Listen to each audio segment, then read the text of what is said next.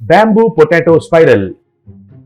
शामीपुर नाम के गांव में सतीश और मुरली नाम के दो बच्चे मिलकर पढ़ाई करते थे। सतीश का पिता डोसा इडली जैसा टिफिन को बनाकर एक गाड़ी पर बेचता था। मुरली का पिता रमणा पास के जंगल से बांस का लकड़ी लाकर गांव में बेचता था।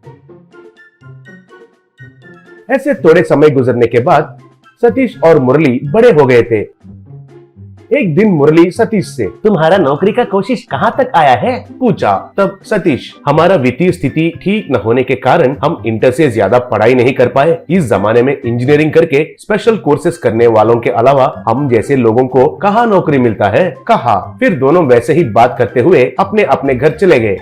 एक दिन सतीश के पिता मनोहर का तबीयत खराब हुआ। डॉक्टर को दिखाया तो डॉक्टर मनोहर से, अब तुमको आराम करना पड़ेगा, ज्यादा देर तक खड़े नहीं हो सकते हो और ज्यादा देर तक काम भी नहीं कर सकते हो, इसलिए जितना हो सके उतना कम काम करो। तुम्हारे लिए दवाई लिखकर देता हूँ, इस्तेमाल करना, ठीक है ना? कहा। ये सुनकर मनोहर और उसकी बीवी रमणी दुखी हो गए। फिर रमणी बाजू में खड़े अपने बेटे से दुखी से, अब से सब कुछ पूरा तुमको ही देखना होगा सतीश, बोली। तब सतीश, ठीक है माँ, लेकिन पिताजी को पहले घर लेके चलते हैं, चलो, कहकर पिता को घर लेकर आए। बाद में सतीश मुरली से मिलकर उनके समस्या बताते हुए, अरे मुरली, डॉक्टर साहब ने मेरा पिताजी को काम नहीं करने के लिए कहा था। मुझे तो वो टिफिन बनाना नहीं आता है, क्या करना है कुछ समझ में नहीं आ रहा है, कहा। तब मुरली, तुम्हें इतना ज्यादा सोचने का जरूरी नहीं है यार। हम स्कूल में पढ़ते समय एक बार एक्सकर्शन के लिए जाकर आते समय बीच में एक ट्राइबल विलेज में बैम्बू चिकन और बैम्बू फिश ऐसे बैम्बू में बनाया हुआ खाना खाए थे, याद है? पूछा। तब सतीश, अरे उसके बारे में सोचा तो अभी भी मेरे मुंह में पानी आ रहा है, कहा। तब मुरली, तुम पोटैटो स्पाइरल चिप्स अच्छे से बनाते हो ना? पोटैटो स्पाइरल बैम्बू में बनाकर बेचो, बैम्बू को मैं सप्लाई करता हूँ, दोनों मिलकर बनाते हैं, कहा। ऐसे कुछ दिनों के बाद सतीश और मुरली मिलकर पोटैटो बैम्बू स्पाइरल चिप्स बनाकर बेचना शुरू किए। आलू को स्पाइरल में बनाकर बैम्बू में लगाकर एक चूल्हे के ऊपर जलाने लगे। उनका स्वाद बेहतरीन रहने की वजह से धीरे धीरे से सतीश का बैम्बू स्पाइरल पोटैटो चिप्स का बिक्री अच्छे से होने लगा। बैम्बू पोटैटो स्पाइरल का आदत पड़कर खाने वाले भी बार बार आकर खाने लगे।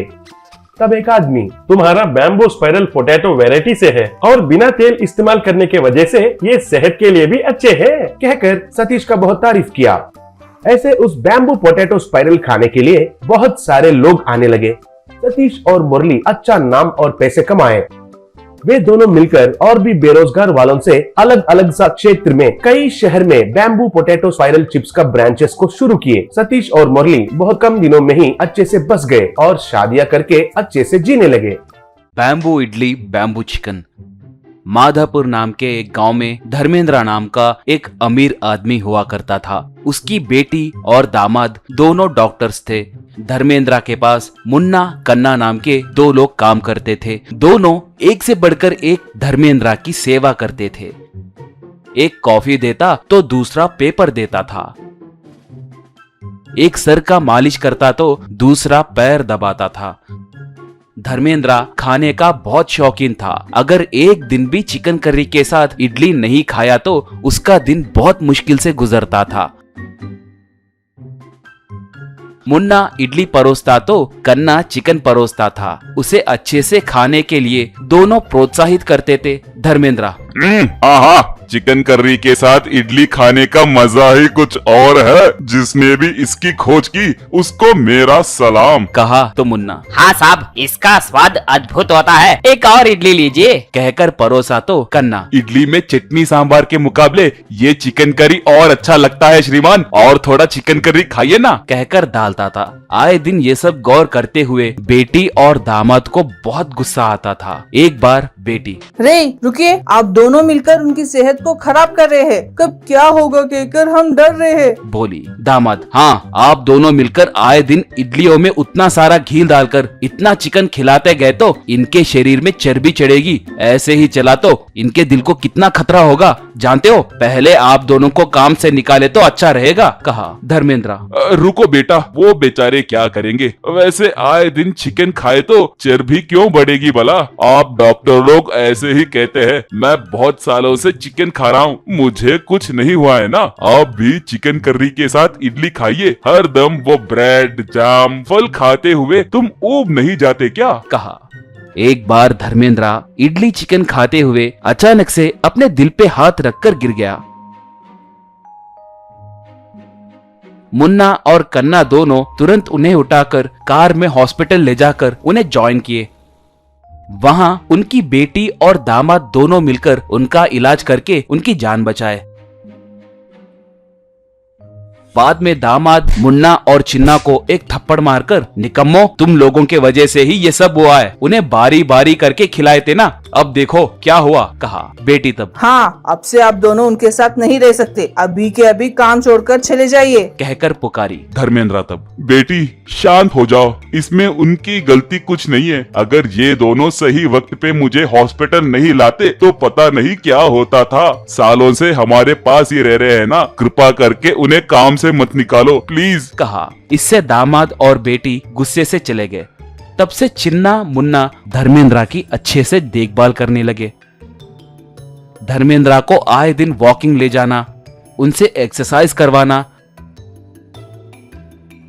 अच्छा पौष्टिक आहार खिलाना, समय पर दवाइयां देना, ये सब करने लगे। एक बार धर्मेंद्र उदास बैठा था। चिन्ना तब, श्रीमान क्या हुआ, ऐसे उदास क्यों हो, बताइए, कहकर पूछा। मुन्ना तब, बोलिए साहब, हमसे कोई गलती हुई क्या, कृपा करके बताओ, कहा। धर्मेंद्र तब, क्या कहूँ रे ये फल और सब्जी खा खा कर मेरी जुबान जम गई है, ऐसे जीने से मरना बेहतर होगा आए दिन मुझे इडली चिकन खाए जैसे सपने आ रहे हैं, ये बात बोलने के लिए भी मुझे शर्म आ रही है कहकर रोने लगा। चिन्ना तब, अरे अरे ये कैसी परेशानी है, मगर आप चिकन खाए तो बेटी और दामाद जी नहीं मानेंगे ना, कहा। मुन्ना तब, रे हम इडली के ऊपर घी डाल रहे हैं और चिकन को तेल में तल रहे हैं, उनके वजह से ही ना ये चर्बी की परेशानी है, इसके लिए मेरे पास एक उपाय है, कहकर क्या करना है उसे बताया। ये सुनकर धर्मेंद्र बहुत खुश हुआ। बाद में वो दोनों मिलकर घर के सामने थोड़े बांस लाकर रखे, वहां एक बड़ा चूल्हा भी रखे। चिन्ना एक बांस के अंदर इडली का घोल भरने लगा। मुन्ना चिकन में अच्छे से मसाले मिलाकर दूसरे बैम्बू के अंदर उन्हें भरने लगा। ऐसे थोड़े बैम्बू तैयार हुए। दोनों उन बांस को अंगारों पे जलाए। बाद में उनके अंदर से इडली और चिकन कर्री को निकालकर एक प्लेट में डाले। उसे खाकर धर्मेंद्र, वाह कितना स्वादिष्ट है ये चिकन इडली, अद्भुत लाजवाब है, वाह और 2 इडली देकर चिकन डालो जल्दी, कहा। वो ऐसे खाने लगा तभी वहाँ पर बेटी और दामाद आए। उन्हें देखकर चिन्ना और मुन्ना डर गए। धर्मेंद्र तब, बेटी दामाद जी इसमें घी और तेल डाले बिना बनाए, ऐसे खाए तो भी समस्या है क्या, जरा आप भी इसका स्वाद चख के बोलिए कैसा है, कहा। मुन्ना तब, मेम साहब पिताजी चिकन के लिए तरस रहे तो मैंने ही बैम्बू में बनाए तो सेहत के लिए अच्छा रहेगा बोला था, मुझे माफ कीजिए, कहा। इडली और चिकन खाकर दामाद और बेटी अचेत हो गए। दामाद तब, वाह ये बहुत स्वादिष्ट है, बैम्बू में चाहे जो भी बनाए वो सेहत के लिए लाभदायक ही होता है, इसलिए बैम्बू में बनाए चिकन को खाए तो कुछ नहीं होगा। इससे धर्मेंद्र, मुन्ना, चिन्ना सब खुश हुए। उस दिन से वो दोनों बैम्बू इडली चिकन बनाकर धर्मेंद्र को खिलाते हुए खुशी से रहने लगे। Bamboo chicken cooking. एक समय पर सुभाष नाम का एक रसोइया एक बार अपनी पत्नी के साथ मिलकर नदी के किनारे एक ढाबा शुरू किया। उसके पास रोहित नाम का रसोइया मदद के लिए था। वहाँ आए लोगों को सुभाष का बनाया बैम्बू मशीन का ग्रिल चिकन बहुत पसंद था।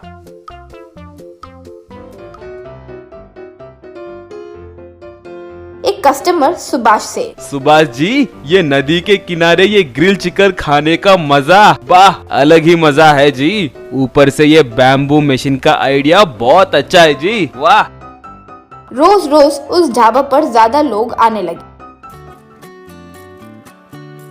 एक बार सुभाष के पास उसे मुर्गी सरफराज करने वाला मुर्गियों का व्यापार आकर, क्यों भाई सुभाष, दिन ब दिन आपका व्यापार बढ़ता ही जा रहा है, तुम्हें देखकर मेरा भी मन करता है कि ढाबा शुरू कर लो भाई, तुम सपोर्ट करोगे? श्रीमान आप मुर्गियों का व्यापार कीजिए, वही आपके लिए सही है, यहाँ बहुत सारा काम होगा, वो सब मेहनत करना पड़ता है। वो मेहनत मैं कर लूंगा भाई, तुम बस वो बैम्बू मशीन बनाकर दे दो, बस बाकी का मैं चला लूंगा। माफ कीजिए भाई, बस वो एक चीज मत मांगिए, ये बैम्बू मशीन ही मेरा निवेश है। ठीक है तो तुम मेरी मदद नहीं करोगे ये कह रहे हो? मैं देख लूंगा। अगले दिन वो एक ढाबा को सुभाष के ढाबे के सामने शुरू किया। वो देखकर सुभाष की पत्नी, ओ जी, अचानक ये मुर्गियों का व्यापारी ऐसे ढाबा को कैसे शुरू कर लिया? वैसे वो रसोइया है कौन? ये उन दोनों देख रहे थे कि इतने में अंदर से रोहित आते ही सुभाष और उसकी पत्नी देखकर दंग रह गए।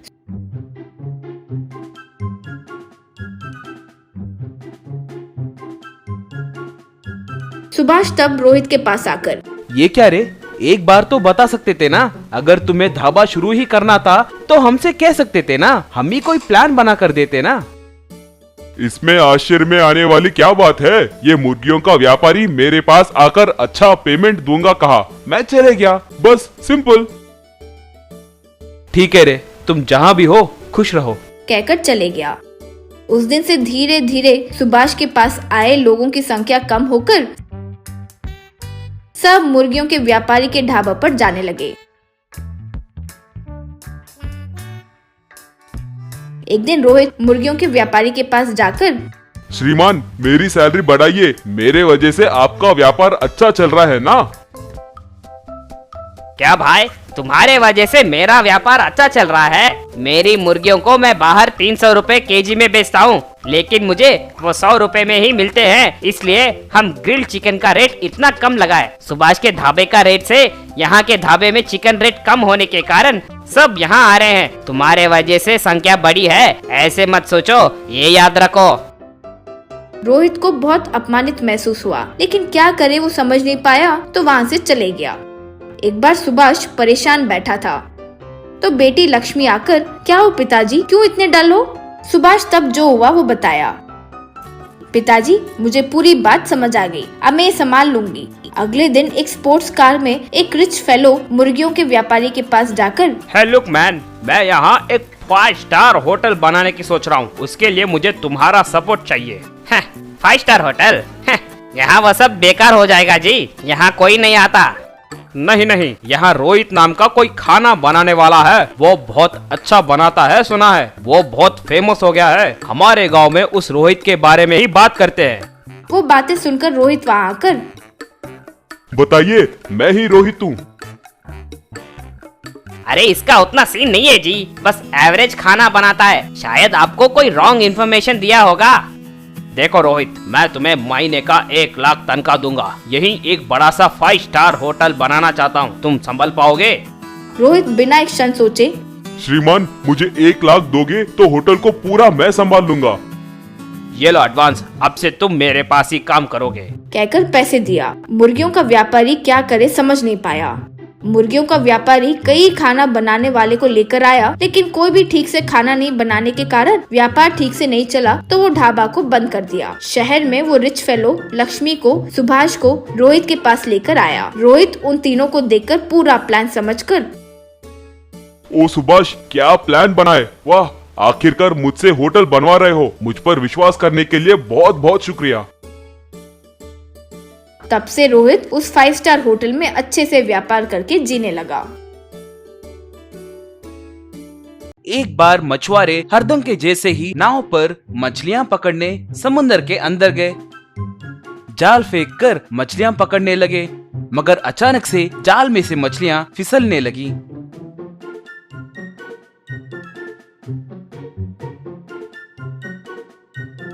और एक मछुआरा तब, अरे ये क्या, मैंने तो नया जाल ही फेंका था ना, फिर भी मछलियाँ कैसे बचकर निकल जा रही हैं? कहकर उस जाल को परख कर देखने से पता चला कि वो जाल अच्छे क्वालिटी का नहीं था। सारे मछुआरे किनारे के पास आकर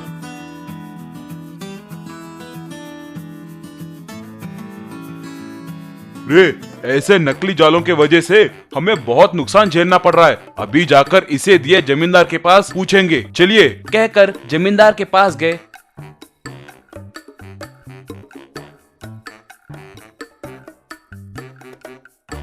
एक मछुआरा, ये क्या जी, हम सबको नकली जाल दिए, इनसे हम मछलियां कैसे पकड़ सकते हैं?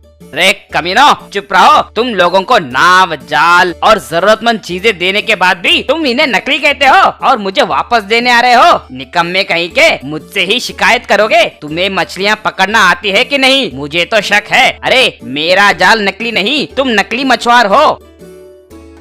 सारे मछुआरों को बहुत गुस्सा आया, मगर जमींदार सुनने वाला नहीं है कहकर उन्हें समझ में आ गया और वो लाचार होकर वहां से चले गए।